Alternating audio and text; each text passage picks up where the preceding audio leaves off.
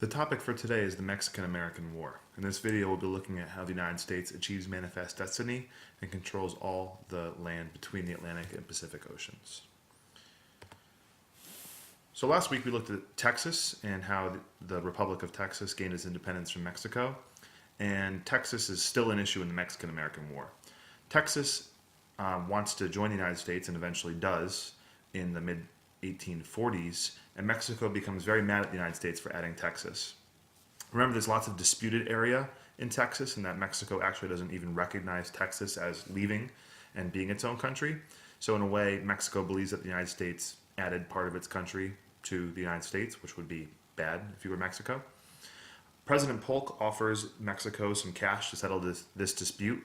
Mexico, of course, refuses. It's kind of insulted that the United States is trying to buy them off, and this causes more anger. And just so we can look at this map again one more time, remember, this is the disputed area here between Mexico and Texas, and Mexico doesn't even really believe that Texas should be its independent country. They still believe it should be part of Mexico. So moving along, President Polk really wants to add some more territory to the country. He was the president that settled the Oregon dispute with Britain. He's sort of a manifest destiny president. So he wants to figure out a way to add parts of Mexico to the United States. In order to do this, he needs to wage a war against Mexico, but it really looks bad if you start a war for no real reason. So President Polk decides he's going to try and figure out a way to get Mexico to attack us, and then we can declare war on them. So what he does is he sends troops to that disputed area, that orange part that we looked at in this last slide here, right here. So he puts his troops like right down there, which Mexico believes is in its territory. And then, as he anticipated, Mexico attacks those troops since they're not in the United States technically. And then Polk comes back and says, hey, they attacked us, let's go to war. And Congress gives him a declaration of war. So it's almost like the United States was poking Mexico, like this dog poking this cat, and the cat kind of raged back at him.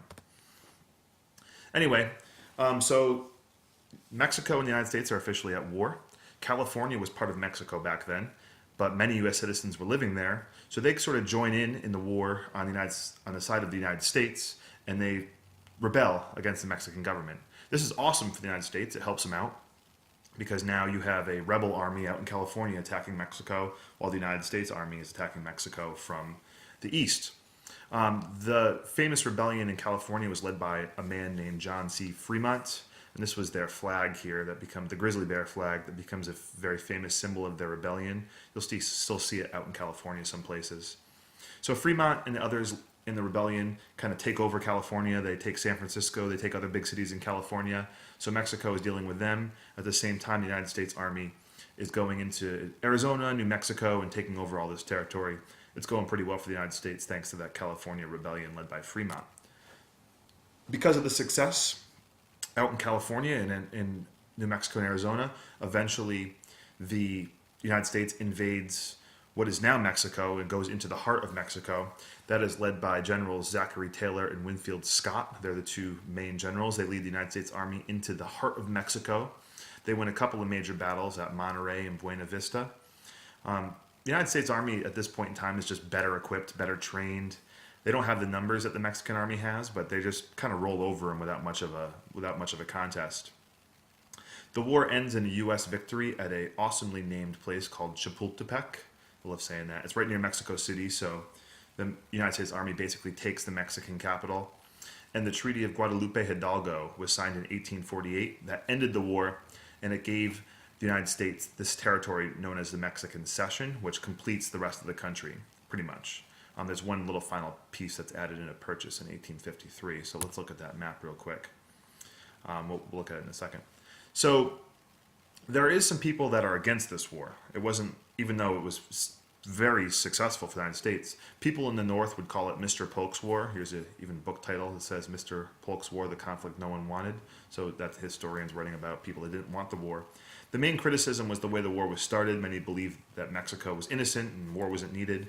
One person that spoke out against this war was a guy named Abraham Lincoln. You may have heard of him. He spoke out against the war. So there's people in the North that didn't like the war and that kind of the United States was acting aggressively. But most people liked it, especially in the West and the South. So here's the map I was talking about before, achieving manifest destiny.